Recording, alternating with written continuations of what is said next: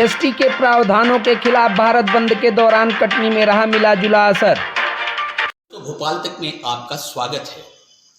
Cat व्यापारों और व्यापारियों की जो संस्था थी, आज उसके आह्वान पे जीएसटी के संशोधन को लेकर के पूरा भारत बंद था।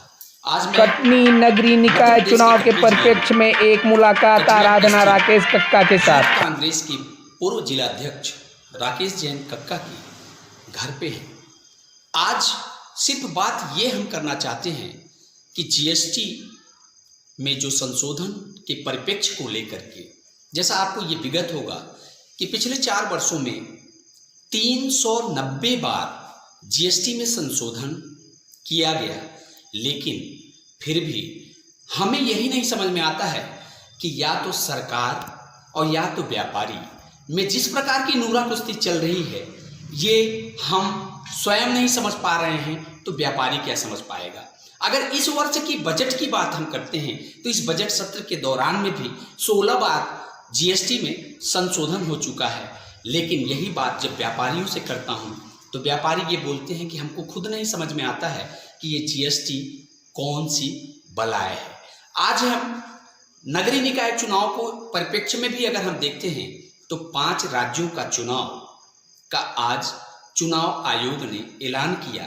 मध्य प्रदेश में भी नगरीय निकाय का चुनाव होना लाजिमी और बहुत ही करीबी प्रतीत हो रहा है, क्योंकि मध्य प्रदेश चुनाव आयोग नगरीय निकाय चुनाव के परिप्रेक्ष्य में मतदाता सूची का अंतिम मतदाता सूची का प्रकाशन 3 मार्च को करने जा रहा है। आइए मैं कटनी जिले के पूर्व यूथ कांग्रेस राकेश जैन कक्का से इस विषय पे चर्चा करें। जैसा आप देख रहे हैं कि हमारे साथ पूर्व यूथ कांग्रेस जिला अध्यक्ष राकेश जैन कक्का जी बैठे हुए हैं। आज व्यापारियों के समर्थन में कांग्रेस ने भी अपना समर्थन दिया और उसके साथ साथ महिला उद्यमियों ने, सूक्ष्म लघु व्यापारियों ने सब मिलकर के जीएसटी के संशोधन के विरोध में अपने अपने तरीके से विरोध किया। कक्का जी, आज पूरा भारत बंद था जीएसटी को लेकर के, और ये पहली बार ऐसा समझ में आया कि मध्य प्रदेश के कटनी जिले में आप युवा थे, उस समय आपने कई मुद्दों को लेकर के रहा, लेकिन अगर कटनी के परिप्रेक्ष्य में देखते हैं तो फ्लाई ओवर ब्रिज का मुद्दा राकेश जैन कक्का को एक नई पहचान, एक नई बुलंदी दिया। वो आज जीवंत तो है, लेकिन आज के भी आंदोलन में जो आपका योगदान था वो भी एक लाजमी था। तो ये आंदोलन जो हुआ है, तो इससे क्या सरकार के ऊपर कोई असर पड़ेगा? मैं समझता हूं कि जिस प्रकार से 7 साल में मोदी सरकार चल रही है, देश चला रही है, जीएसटी के मुद्दे में तो हम अभी आपको आगे बताते हैं। इसके पूर्व में भी 2% एक्साइज ड्यूटी का भी मामला आया था, जिसमें पूरे सोनी समाज, स्वर्णकार समाज के लेके पूरे लोगों ने लगभग 40-50 दिन आंदोलन किया। उस टाइम भी हम आंदोलन उनके साथ थे, और मोदी जी और जेटली जी के घोड़े की फोटो, गधे की फोटो चला के मतलब बहुत चीज़ हुई। हम गए भी उनके भाजपा कार्यालय में, 385 लोगों ने इस्तीफा भी दिया। हमारे पर मुकदमा भी दर्ज हुआ, और मुकदमा में इन्हें आरोप भी लगा कि हम 25,000 रुपये वहाँ से चुरा रहा है, तोड़ फोड़ करे, जबकि बाद में मीडिया साथ में था तो बात मामला दर्ज नहीं हुआ। किसान आंदोलन लगभग 4 माह 5 माह से आप देख रहे हैं। अन्नदाता कहलाता है किसान हमारा, अगर वो खेत में हल ना चलाए तो हमको खाना नहीं मिलेगा। कैसे 200-400 लोग खत्म हो गए, उनको कोई फर्क नहीं पड़ रहा। उनको बंगाल चुनाव याद आता है, तो सरकार गिराने की बात याद रहती है। मध्य प्रदेश सरकार गिरा दी, अभी यहाँ पे नारायण स्वामी जी की सरकार गिरा दिए, वहाँ पे विधायकों को खरीदा है बंगाल में। मैं समझता हूँ जब तक जनता, विशेषकर व्यापारी जागरूक नहीं होंगे तो जीएसटी में आप चिल्लाते रहो, कुछ नहीं होगा। लेकिन भारत के प्रधानमंत्री तो आंदोलन को लेकर के, जैसे आपने अभी बोला कि जिस प्रकार से राजधानी में किसान आंदोलन मतलब अन्नदाताओं का आंदोलन चल रहा है, उस आंदोलन को लेकर के भारत के प्रधानमंत्री तो संसद में स्वयं ये बात बोले कि ये आंदोलन जीवी हैं। मतलब आंदोलनकारियों को कई प्रकार की चीजों से परिभाषित किया गया, आंदोलन जीवी। तो क्या आज का भी जो आंदोलन पूरे भारतवर्ष में हुआ, तो क्या वो भी आंदोलन जीवी ही थे क्या? यही बात तो व्यापारियों को समझना है।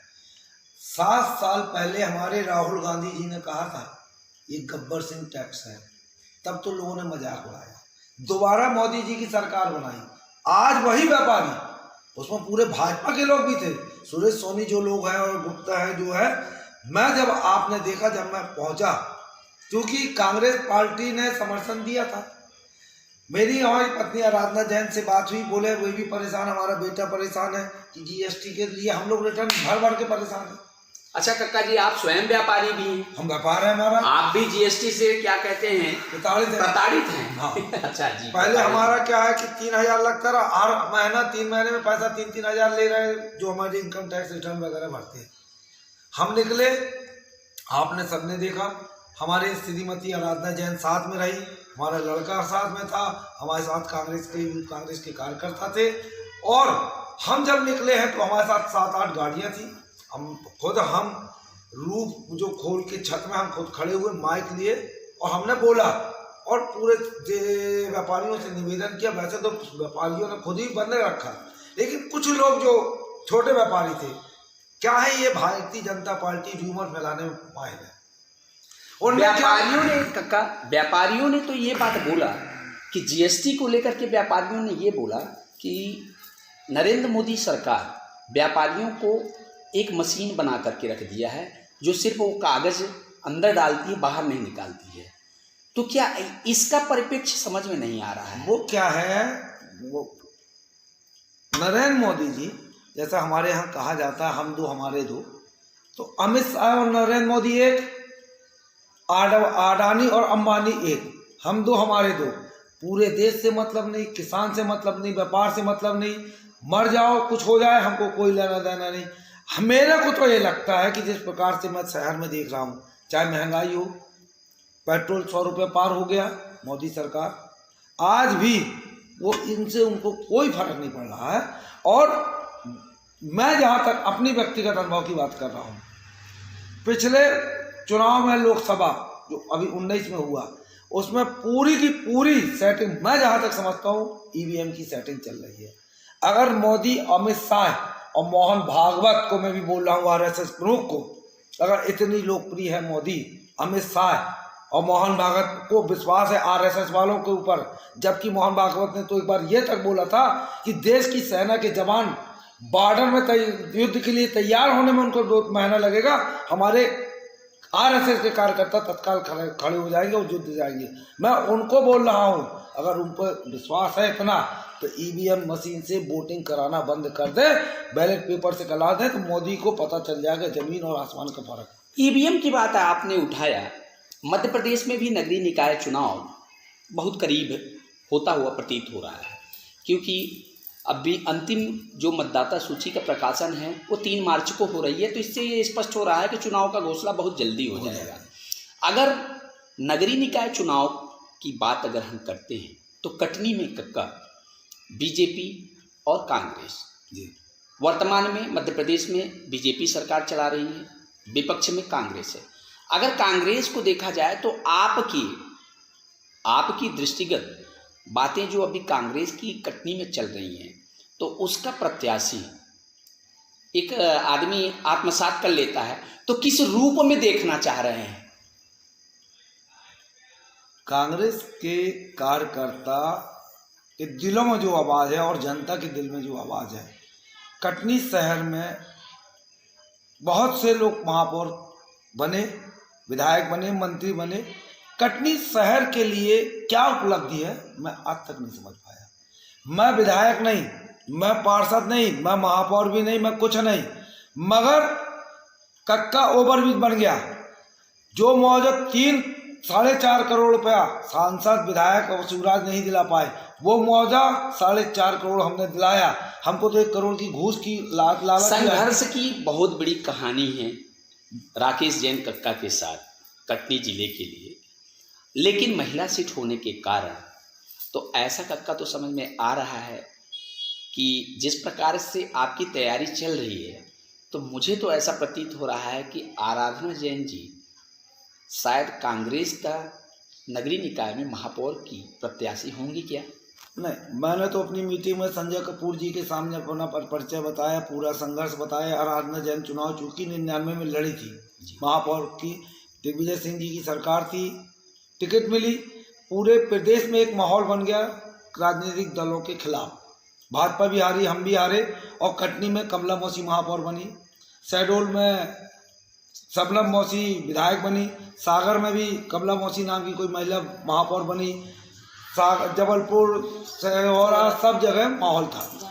अब साथ में आपने देखा कि राकेश जैन कक्का जी के साथ साथ आराधना जैन भी हैं।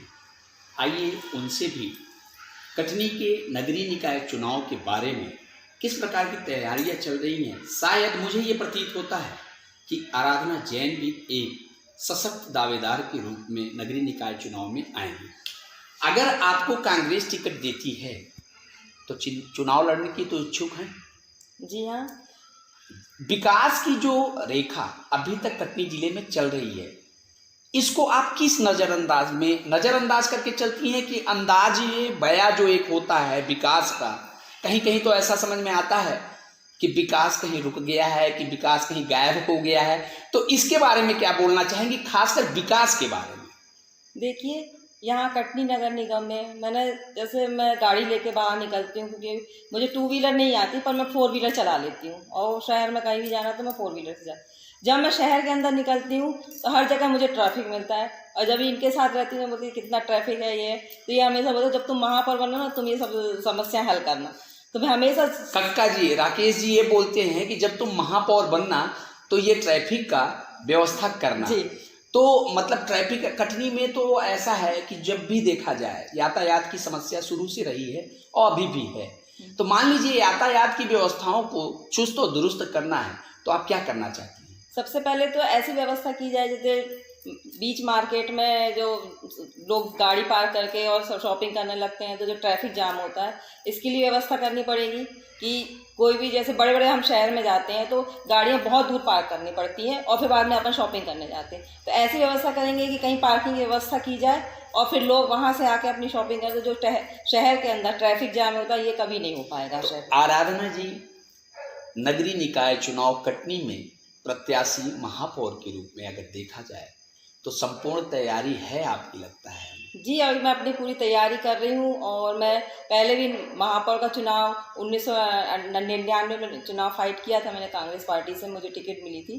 उस समय कांग्रेस पार्टी, जैसे अभी कक्का जी ने मैं आपको बताया कि उस समय ऐसा माहौल बन गया था, जहाँ जहाँ से भी किन्नर चुनाव लड़े थे, सब जगह से किन्नर जीते होते। उस समय कांग्रेस पार्टी या सभी राजनीतिक दल से लोगों का जो विश्वास था उठ गया था। उन्होंने एक मजाक बना दिया और उस समय ऐसे पार्टी को छोड़ के दूसरे अन्य दलों को चुना था। जिस प्रकार से बहुत बेबाक राय, जैसा नाम राकेश जैन कक्का का, संघर्षों का एक बहुत बड़ा इतिहास, और उनके साथ उनकी श्रीमती जी आराधना जैन जी, उन्होंने भी बहुत बेबाक राय कटनी के शहर के अंदर के मुद्दों को लेकर के अपनी राय रखा। मैं राकेश तिवारी, भोपाल तक। जय हिंद, जय भारत।